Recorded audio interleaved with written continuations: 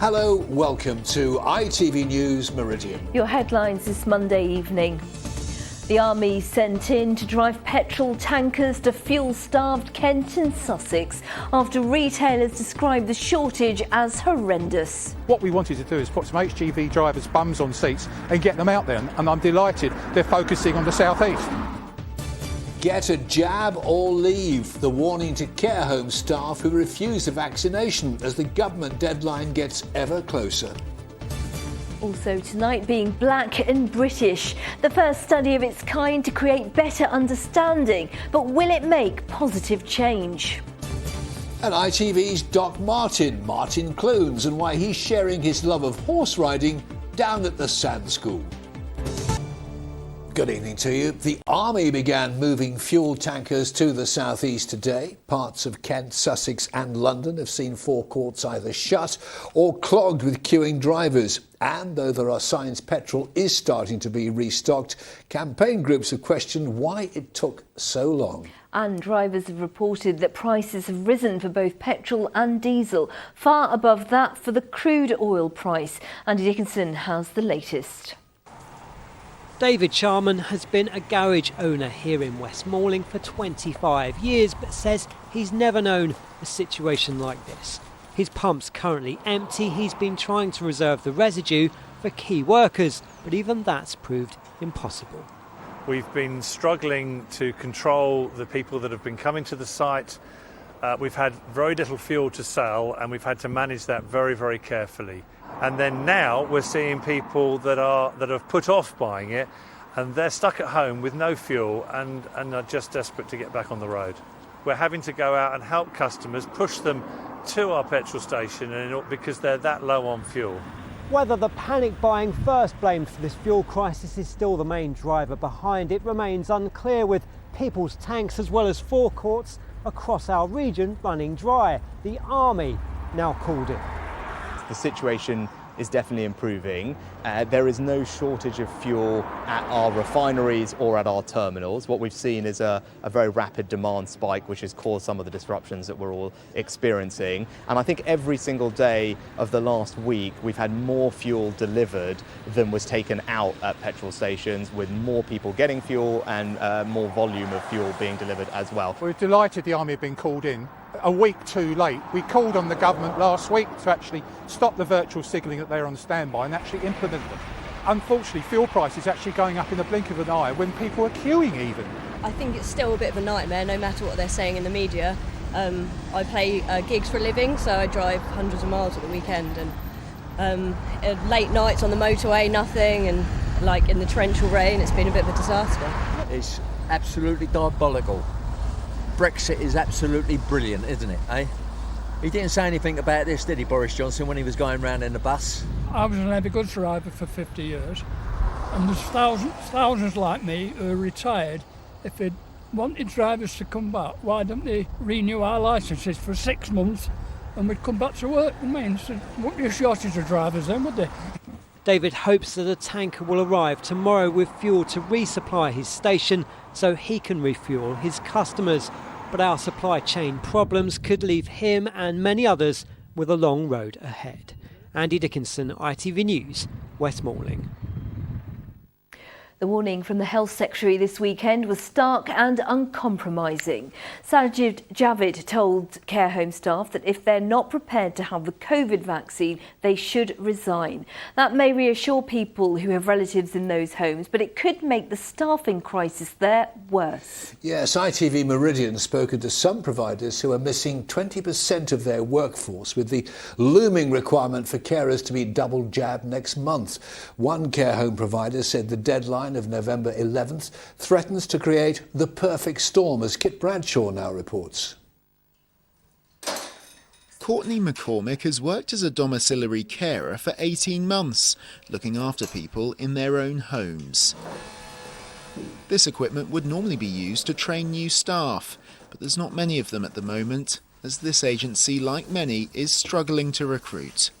It gets quite tough because we have to work our weekends that we're off and like our availability. If we start later in the day, we'll be picking up more calls earlier in the day to make up for the staff not being here. You do feel more tired. You're waking up in the morning and you just know you're doing it for someone else, and you've got to have that willpower to get up and do your job. The manager here says they currently have 20% of positions unfilled, with the availability of foreign workers among the causes. There has always been a certain percentage of overseas workers, and a lot of them went home through the pandemic, haven't returned, and likewise Brexit has caused a shortage of people able to come over to the UK to work. We've got some more CVs that have come through. This firm is also finding the new jab rules are putting off some potential applicants. The fact that they have to be vaccinated to work in a care home now is making domiciliary carers a little bit more concerned about working in the industry. And what we're doing with regards to trying to get people in the door is to offer them salaried positions now. From Tunbridge Wells to Canterbury, a different organisation but a similar story. This care home group currently has a 10% staff vacancy rate, the highest the chief executive can remember. We need to think outside of the box. We are trying to show them is how fun is to work in this sector and how this could be a career. It's not just something that you do because you don't find any other job. It's something that I've been 21 years working in this sector and I love it. With the busy winter months ahead, some industry experts fear the impact the staffing shortages could have on our hospitals. We are heading towards that terrible term, the perfect storm. We're hearing about providers who are actually saying we haven't got the staff to open up all our beds. The challenge with that is that we will start to see the NHS feel that pressure because they won't be able to discharge out of the service.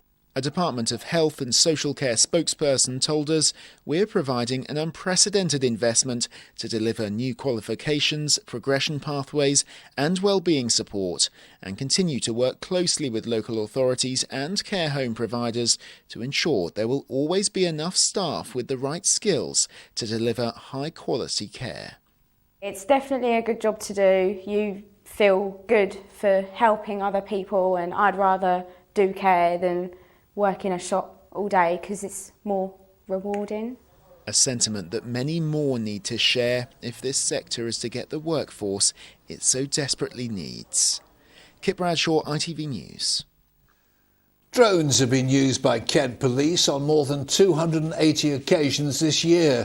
Some are equipped with thermal imaging capabilities, which are used to track suspects and coordinate officers on the ground. So far in 2021, they've assisted with trying to locate a suspected 73 times and in 63 searches for a missing person.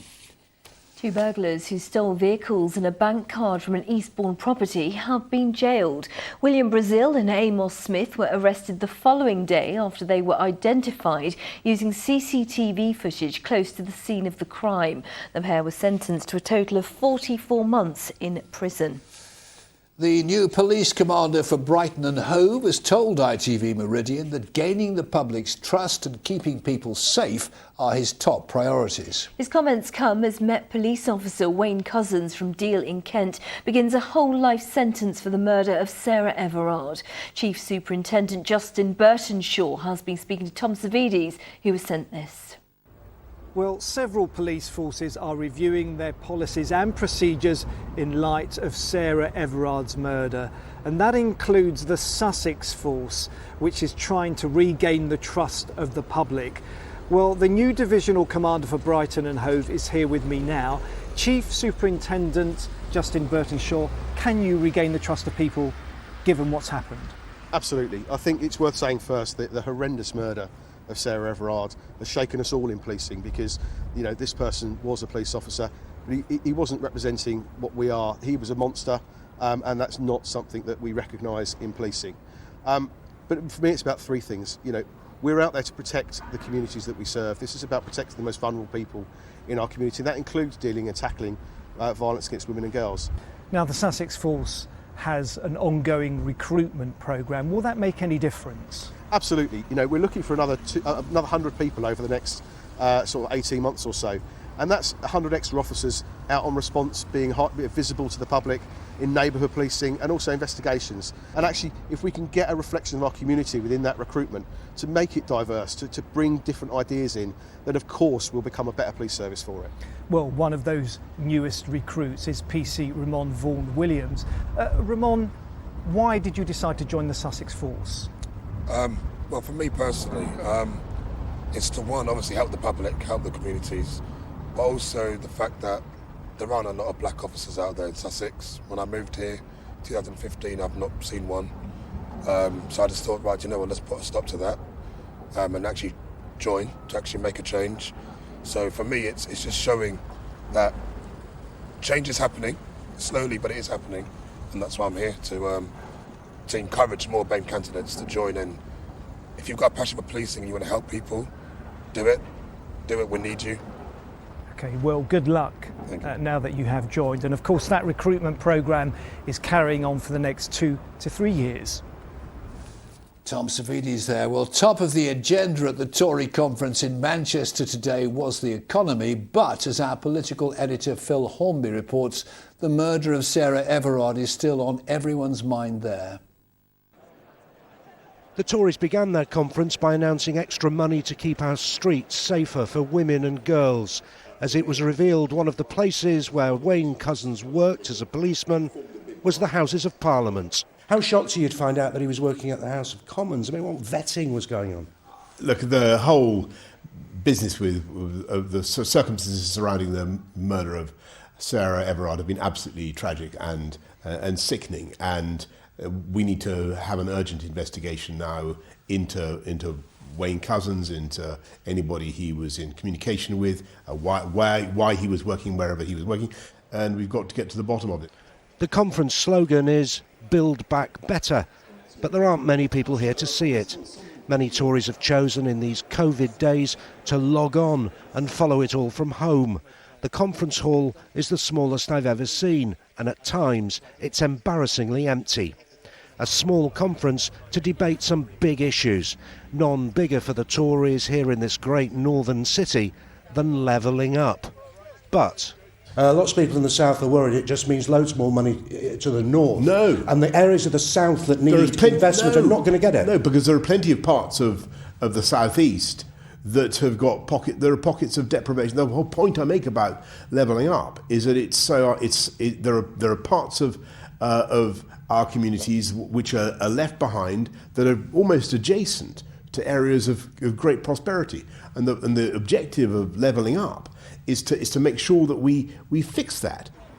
Being a motorist is tough enough at the moment, but even if you find petrol, you can find yourself stuck behind a protest like this.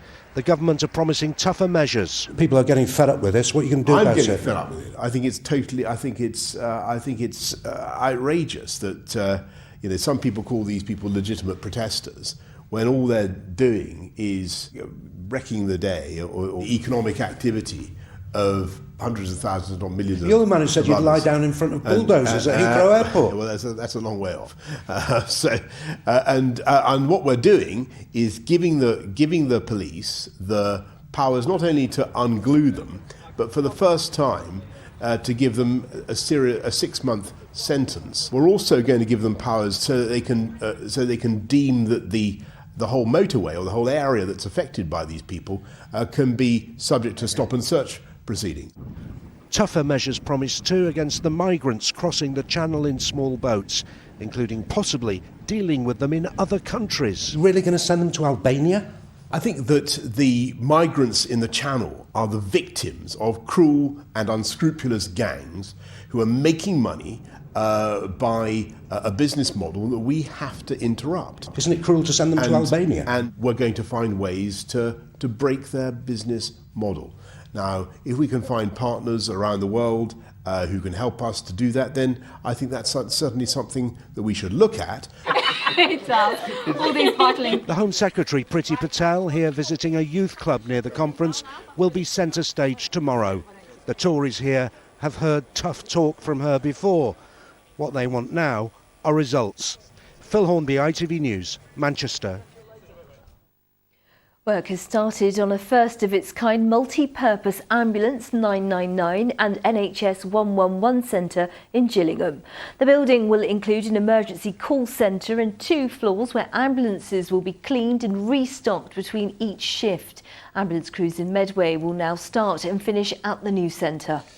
And Medway Council's urging children to take part in this year's Walk to School Month. The national campaign encourages pupils to travel to and from school more actively each day and aims to reduce the number of people making the journey by car. You're watching ITV News in the Meridian region. Coming up, Brighton manage another valuable point in their battle with the mighty Gunners.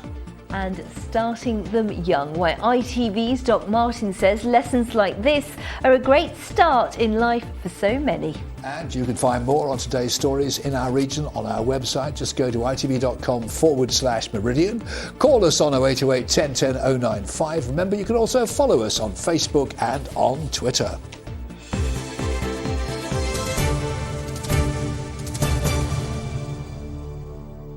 And the ITV Evening News continues with the national and international news at 6:30. Here's Mary Nightingale.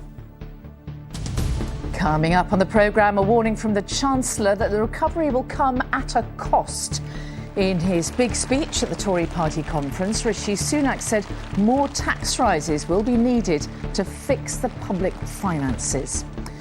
Also ahead, the military begin delivering fuel to the forecourts, but is it enough to fix the petrol crisis?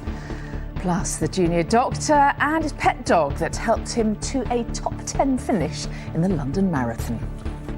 Well, do join me for those stories and more at 6:30. Mary, thank you.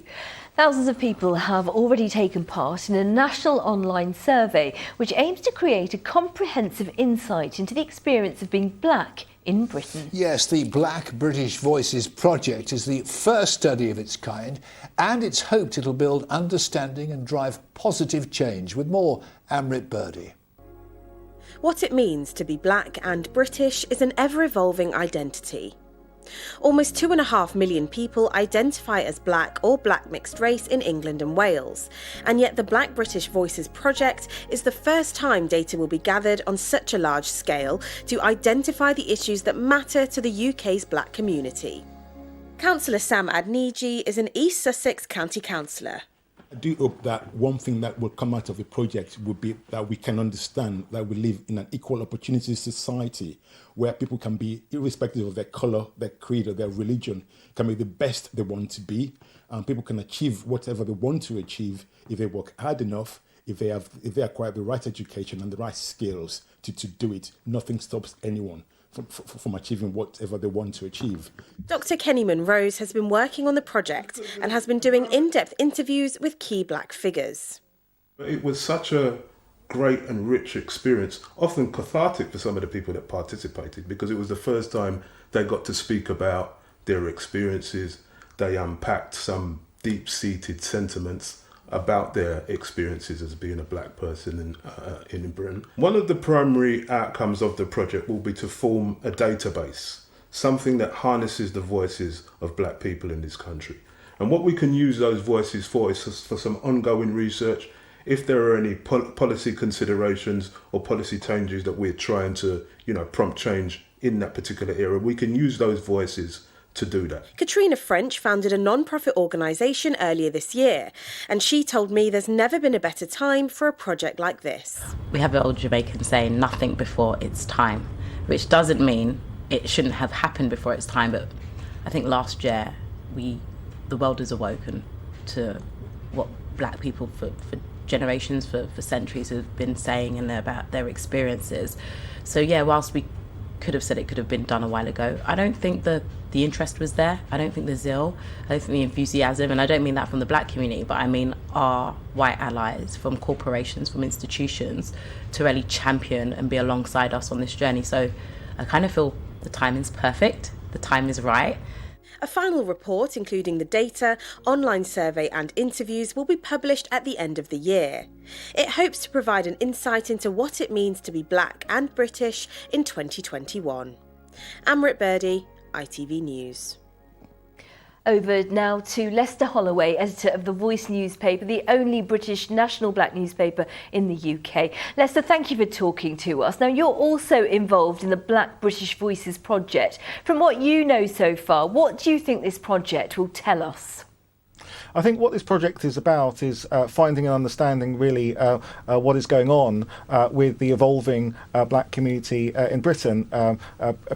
Black British community has really been around since the Windrush generation of 1948. And since then, we're into the fourth generation of Caribbean people. There's been a rapidly rising African population. People of mixed heritage, such as myself, are really adding to the mix. So it's a very complicated situation. And really what this project is about speaking to black Britons as opposed to speaking about them, so that policymakers can understand not just the statistics about racial disparities, but what black British people actually feel about being black and British, and indeed black Britishness.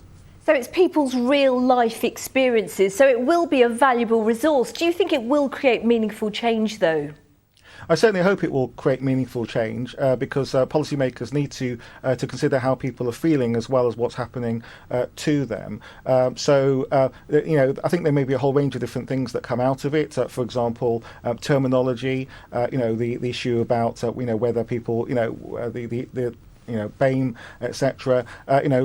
So quite often these terms are imposed upon Black Britain, but actually this is an opportunity for Black British people to define for themselves how they want to be described.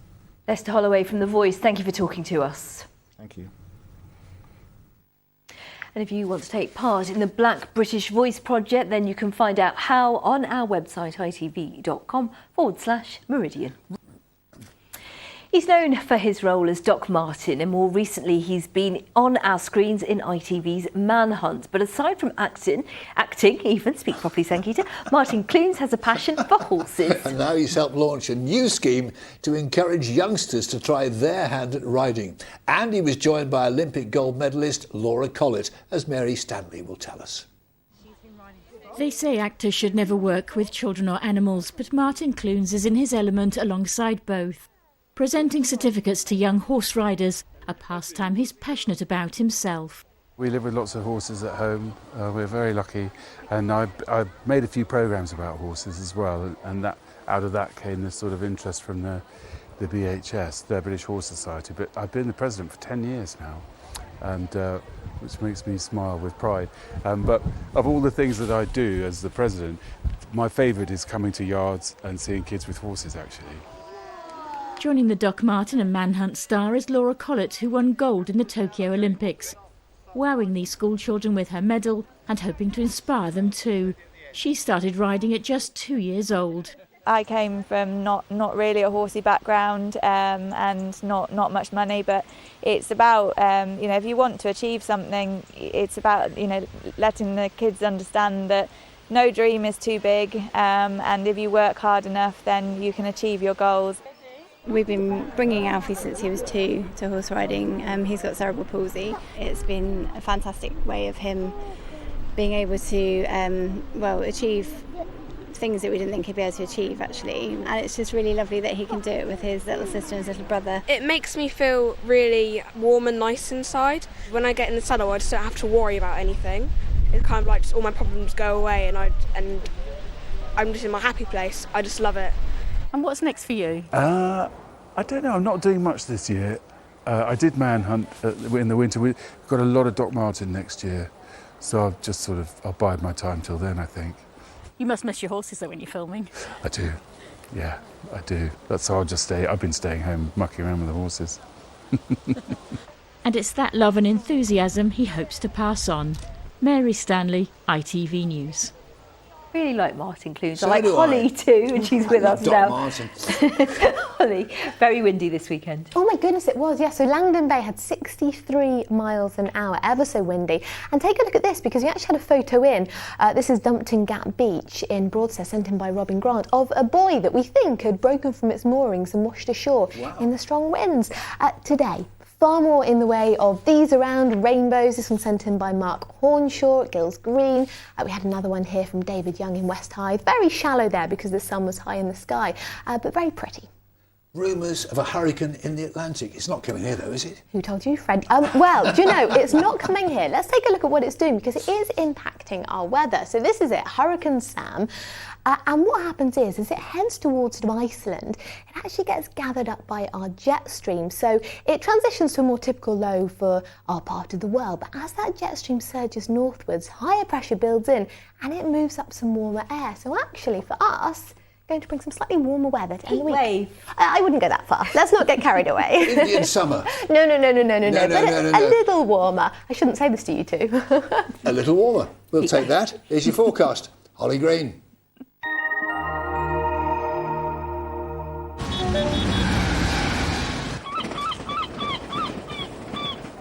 Great Western Railway sponsors the ITV Meridian weather.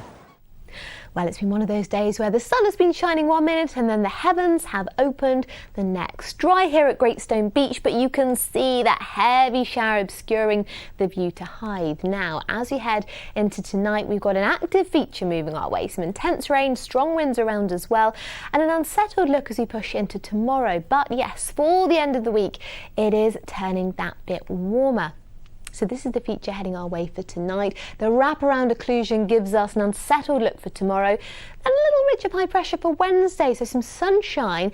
And for the tail end of the week, higher pressure towards the continent. We start to get more of a flow from the south, and that will bring some warmer air our way. Although cloud amounts could be tricky, and we could see some mist and fog by morning.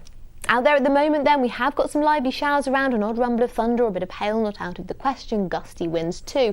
But this feature moves in through the early hours, intense rainfall, the risk of coastal gales as well, and a lot of surface water around. If you're up and about first thing, that rain will still be lurking. But it does clear through, some sunshine in its wake, but we do see further quite heavy showers developing again, maybe an odd rumble of thunder and gusty winds as well, temperatures struggling too. After that, some sunshine in store for Wednesday, and then tricky cloud amounts perhaps, but temperatures rising for the end of the week. Great Western Railway sponsors the ITV Meridian weather.